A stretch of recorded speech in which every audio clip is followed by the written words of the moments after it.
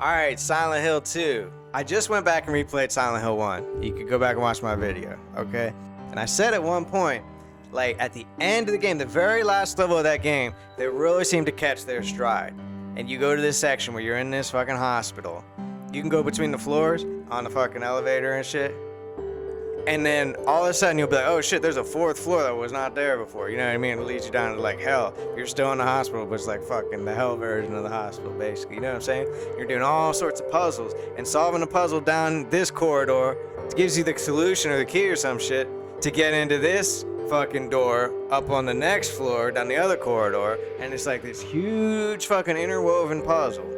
That's Silent Hill 2. That's what I was hoping for. That they would learn from that last section of Silent Hill 1, and they did. This game is basically like 3, 4, 5 of those set pieces where you're in like an apartment building, or you're in this old prison or whatever the fuck, you know what I mean? And you're there for good 2-3 hours. Like, I just love just like filling in the map, just like mentally. The map in this game is great, but just like mentally being like, all right, this is sort of the main entranceway, and from here if I go off to the left, then there's a stairwell over there or whatever, and eventually loop back. You know what I mean? And I'm making this mental map. And it's funny because I guess some people just don't have that skill as pronounced as I do. But when CJ and I play games, this motherfucker get lost. He'll go into a room and be like, wait, which door did I enter from? You know what I mean? Like, I'm painting a mental map every fucking step I take in these games. I also play a lot of these games. Like, I played Dead Space Remake last year. I played Alan Wake 2 last year.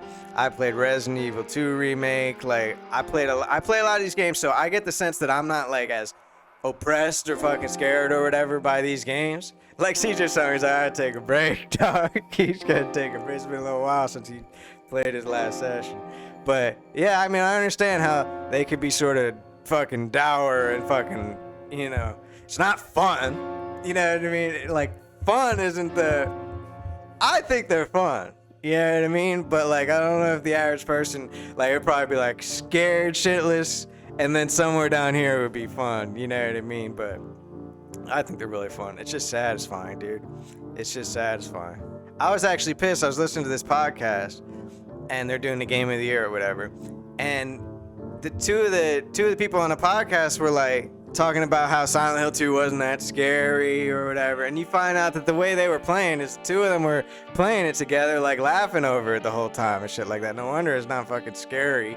You're not even engaging with it right. You know what I mean?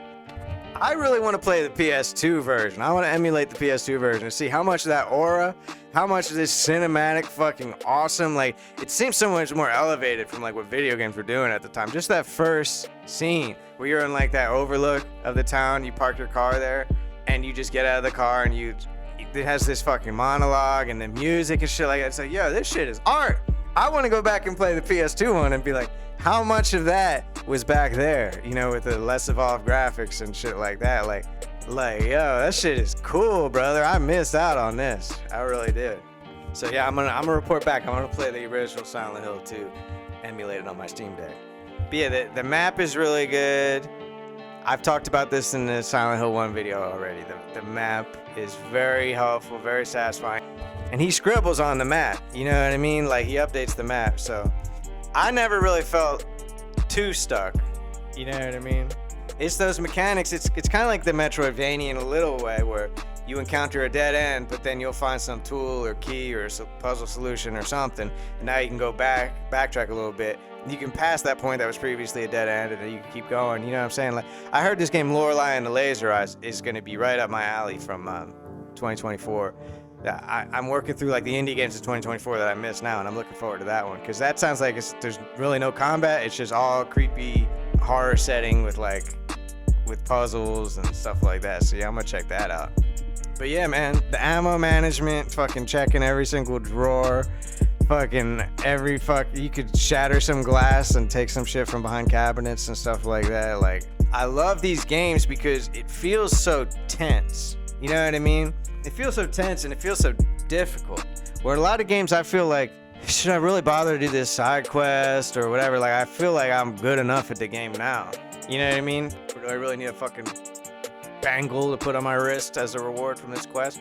But in this game, it's like, I'll do anything to get a couple more healing supplies or a couple more shotgun shells or something like that. It just feels more, everything feels more tense. You know what I mean? That's like, I do like action games and stuff like that, but I don't know, I just love them more tense. Like, I feel like I have to be locked in and tuned in, really focused. I can't be like sleepy or something and play Silent Hill 2. You know what I mean? I feel like I have to be on my shit, and I like that. Like, having to perform well and stuff like that. I like that. I didn't really 100% know what was happening in the plot. You know what I mean? I haven't really done a YouTube deep dive. I pretty much have the broad strokes, and I'm not stupid. But yeah, I don't really know where it ended up, and there's some like gaps in my logic, so I'm not really sure exactly what happened.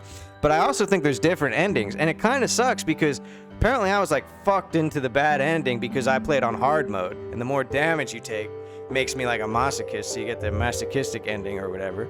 And it's like, well, that's kind of dumb. I mean, usually you're rewarded for beating the game on a hard mode, not fucking punished. So I didn't even YouTube the other endings, so I really don't know what I missed or if or if it affected my understanding of the story or whatever. But it was cool. I liked the game.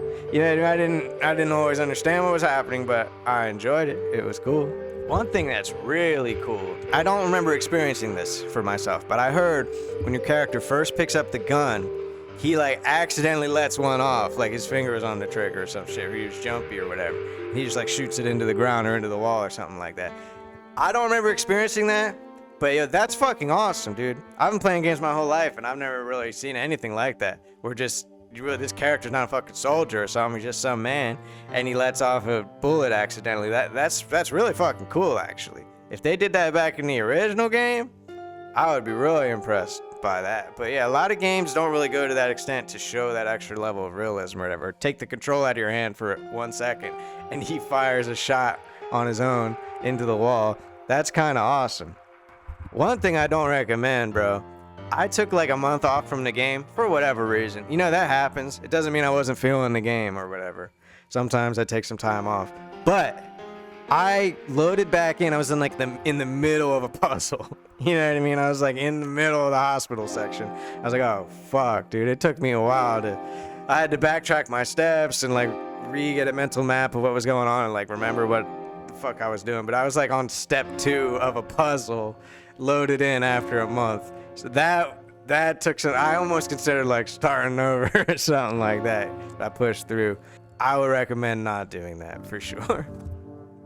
One last thing that I'm remembering about this game is I had it set to hard mode. There was a couple times when I had to bump it back down to medium because I was like, all right, I'm fucked. I have no healing items. And it was kind of hard to find a balance. I'll be honest with you. Because if I left it on medium too long, all of a sudden I would have like 7 health syringes and like almost max ammo across like 3 weapons. And then I'll bump it out to hard and I would just be using all that shit and it would go basically back down to 0.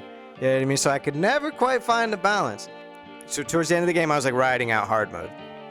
And the end of the game, it's like kind of like a boss rush. As I remember, there was like one boss, and then after that was another boss with like 3 forms. So it was almost like 4 boss fights. And I remember I got through until like the final form before I died on my first run. I was like, oh shit. And then I was quite pleased with the checkpoint. Like I didn't have to go all the way back. So I was kind of surprised that I wasn't dying more on hard mode to like the final boss and shit like that. But I guess I love Silent Hill. Now I don't really know where the series goes because I feel like Silent Hill 2, from what little I know about the series, I feel like Silent Hill 2 was the peak and then everything else after that sucked. So I guess I'm gonna put that theory to the test. Maybe I'm wrong. I will report back about that.